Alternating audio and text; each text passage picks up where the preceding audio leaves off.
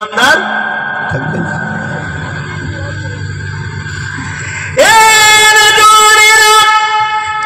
আমি আপনাদেরকে বুঝাতে চাই, আল্লাহ নবী সাহাবা হুজুররা জিজ্ঞাসা করলেন, ইয়া রাসূলুল্লাহ হাবিবাল্লাহ, ওই জান্নাতি দল কোনটা হবে?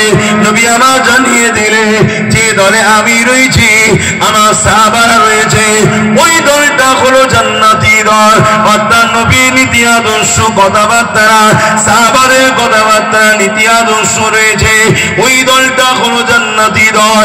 এ যুবকেরা, তরুণেরা, বাপেরা, যে দলটাকে কোরআনের ভাষায় হিজবুল্লাহ বলা হয়, হাদিসের ভাষায় আহলে সুন্নাত ওয়াল জামাত বলা হয়, ওই দলেরই পূর্ব ভারতে ইমামতি ম্যানেজারের দায়িত্ব আমার আল্লাহ পাক বিংশ শতাব্দী মুজাদ্দিদে জামান, নবীর আওলাদ, নবীর খানদানের সন্তান হযরত আবু বকর সিদ্দিক দারাখুলুল পীর কিবলাকে ইমাম করে আল্লাহ দায়িত্ব দিয়ে পাঠিয়েছে।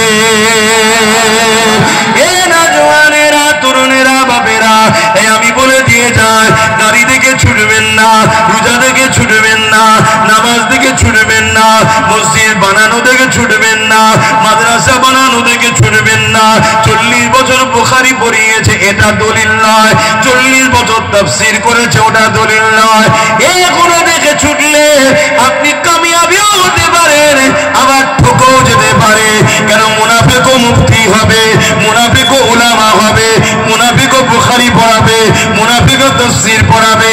এই নওজওয়ানেরা ব্রিটেনের মাটির তলায় তৈরি হচ্ছে বড় বড় মুফতি মৌলানা। তাই কি দেখে তাহলে ছুটবে? যেমন সোনাকে চেক করতে গেলে কোষ্ঠীপাতও দরকার, এই মুমিন না মুনাফিক এটাকে জানতে বুঝতে গেলে, চেক করতে গেলে আমার নবী পাক মুহাম্মদ রাসূলকে দরকার।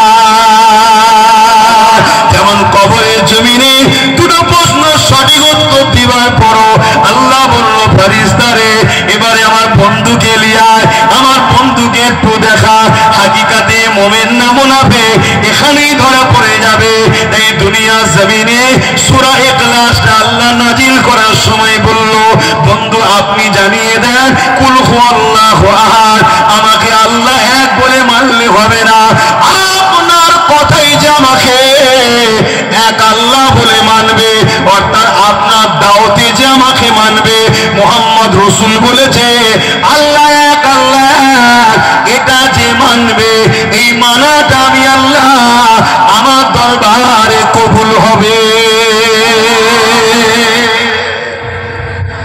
অমুক আল্লাহু আকবার, অমুক হুজুর বলেছে, অমুক পীর সাহেব বলেছে, অমুক মুফতি বলেছে, অমুক বক্তা বলেছে আল্লাহ এক, ওই মানা দলিল নয়। শুনছেন তো নাকি? সেই মুফতি যদি বলে মুহাম্মদ রাসূল বলেছেন আল্লাহ এক, ওইটা হলো দলিল। জোরে বলুন সুবহানাল্লাহ। কেন? কোন বেটা আল্লাহকে দেখে না তো এক না দুই বলবি কি করে? আপনি শুনছেন না শোনেন না? মুহাম্মদ রাসূল দেখে এসেছে আল্লাহ এক। জোরে বলুন সুবহানাল্লাহ। তাই আগেকার যত নবী এসেছে সব নবীদের কথা যে আল্লাহ এক, এর উপরে নবী পাক স্টাম্প দিয়ে বলেছে নবীরা সত্য বলেছে। জোরে বলুন সুবহানাল্লাহ। কথা মাথায় ঢুকছে তো নাকি? তাহলে আমাদেরকে আল্লাহ ঠেলে দিল কাকে? বলুন বলুন। আল্লাহ নিজে আমাদের কাছে ঠেলে দিচ্ছে তার বন্ধুকে। এই আমায় চাস? জি আল্লাহ, এটা ধর, মানে আমার বন্ধু গেলে। আমাকে খুশি করতে চাস? জি আল্লাহ, ইনাকে খুশি কর। আমাকে পিয়ার করতে চাস? জি আল্লাহ, ইনাকে পিয়ার কর। আমার কথা মেনে চলতে চাস? জি আল্লাহ, ইনার কথা মেনে চল। যারা ইনাকে খুশি করবি, ইনার কথা বল মানবি, ইনাকে পিয়ার করবি, আমি আল্লাহ বলছি শোন, আমি তোদেরকে পিয়ার করব আর তোরা যা চাইবি তাই দিয়ে দেবো। জোরে বলুন সুবহানাল্লাহ। আরো জোরে বলুন। আল্লাহ এরকম কেন? না আমি ভালোবাসি। আমি কাকে? আমি ভালোবাসি, এটা আমার ভালোবাসা। জোরে বলুন সুবহানাল্লাহ। তোমার ভালোবাসার জন্য তুমি যদি জলসার তাবারুক গুছিয়ে নিয়ে যেতে পারো। আমার ছেলে খাবে, আমার মা খাবে, আমার বিবি খাবে, যে যেরকম ভালোবাসা হতে পারে। আমার বন্ধু আসতে পারে না, একটু তাবারুক নিয়ে যাই, ও একটু খাবে, এরকম অনেকে করে না? করে না? তো তুমি যদি তোমার জন্য করতে পারো, তোমার ভালোবাসা, আল্লাহ যাকে বন্ধু বলেছে, আল্লাহ যাকে পিয়ার, আর খুশিটাই হলো আমার খুশি। জোরে বলুন সুবহানাল্লাহ। খুশি না, ক্লিয়ারটা বুঝতে পারছেন? তাই আখিরি জামানা থাকবে, মুফতি দাবি হবে, মৌলানা দাবি হবে, পীর দাবি হবে, পীরজাদা দাবি হবে, ভক্ত দাবি হবে। শোনেন বা ভক্তটা বলতে হবে। আমার নবীর জন্য কে ধরা পড়বে দেখতে গেলে হবে না। তাতে যদি আমিও ধরা পড়ে যাই, চোর চোর, কথা বুঝে আসছে না? না, নবী নবী নবী সবার আগে, ঠিক না বেঠিক? হ্যাঁ, আল্লাহ থেকে আমরা দূরে সরে গেছি বলেই আজকে আমাদের এত দুর্দশা। এক মঈনুদ্দিন আজমেরি পুরো ভারত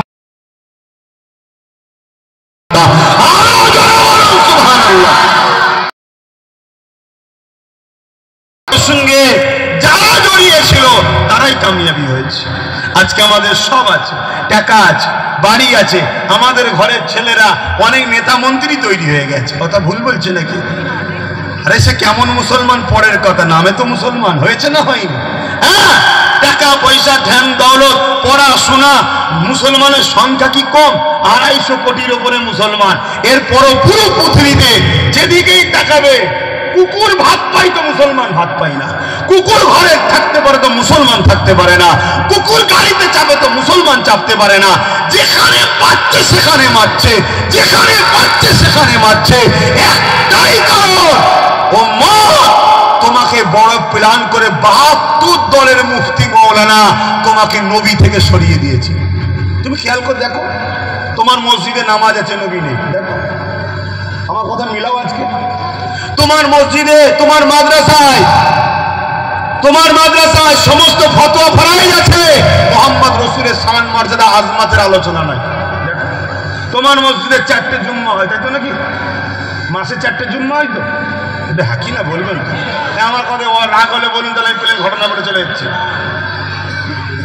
কেন এসে গেছি বলে চলে যাচ্ছি। তাহলে আর যদি বলেন যে না আপনি ঠিক বলছেন, তাহলে একটু সরাসরি দিতে হবে।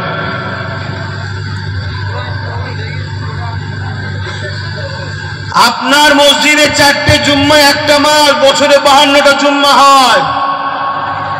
আমার কথা মিলিয়ে বলুন, আপনার মসজিদে 4টে জুম্মায় 3টে জুম্মা নবীলে আলোচনা হয়।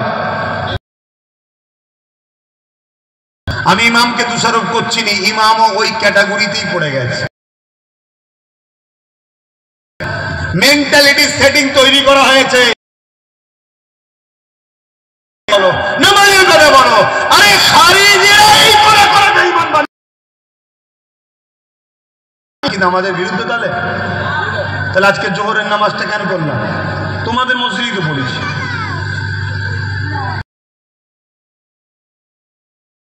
নামাজটা পড়বে কে, এটা তো প্রথম বুঝতে হবে। নামাজটা পড়বেটা কে? আমার দেশের এই যে রাস্তায় দেখবেন রাত্রে বেরোলে বা কলকাতায় গেলে দেখবেন সাদা কাপড় পরে একদল লোক গাড়ি পাস করছে, ঠিক তো নাকি? হ্যাঁ, তো ওই জায়গায় অন্যজন দাঁড়িয়ে যদি গাড়ি পাস করে, বলুন ওর পাচা গরম করে ফেলবে মেরে। তুই এখানে পাগলামি করছিস কেন? যা রাঁচিতে পাঠা, পাগলা হয়ে গেছে, ঠিক না বেটি? আর যদি সারা মাসও করে যাই কোনো জায়গায়, যে কলকাতায় করবনি দরকার নেই, মার খেতে হবে, এলাকায় করি, এই দিনের শেষে মাইনে আসবে। বলুন কেন আসবে না? কারণ ও চাকরি পাইনি, ও তো পুলিশ নয়, ও তো ট্রাফিক নয়, খালি খালি পাগলামি করছে। তো নামাজটা পড়বে কে? যে ইমানদার, সে না যে বেঈমান। তো ইমানটা কি? বিস্তারিত হলো আমানতু বিল্লাহি ওয়া মালাইকাতিহি ওয়া কুতুবিহি ওয়া রাসূলিহি ওয়াল ইয়াউমিল আখির আল কদরি খাইরি ওয়া শাররি মিনাল্লাহি তাআলা আল বাস বাদাল মাউত। এটা বিস্তারিত।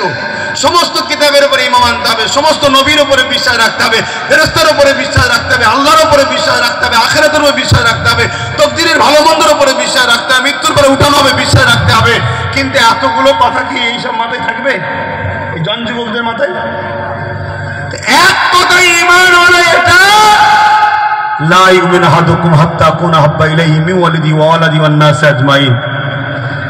সবকিছুর আগে সব থেকে প্রথমে জানের থেকে বেশি ভালোবেসে মোহাম্মদ রসুলকে রসুল জেনে আদর